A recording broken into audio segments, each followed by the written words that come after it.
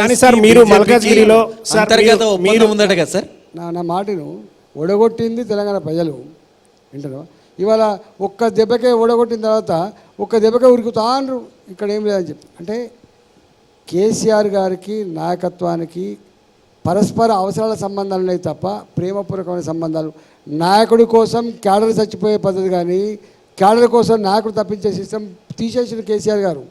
అందువల్లనే ఇలా అధికారం లేదు కాబట్టి అందరూ వెళ్ళిపోతున్నారు. అదొక అంశం. కానీ రేపు 100% బీఆర్ఎస్ పార్టీ ఉంటుందా లేదా అనడానికి బెస్ట్ జడ్జెస్ తెలంగాణ ప్రజలు, కానీ పార్టీలు కాదు సార్. మీరు అదే ఎగ్జాంపుల్ చెప్పి మల్కాజ్గిరిలో అంతర్గత ఒప్పందం ఉందట సార్.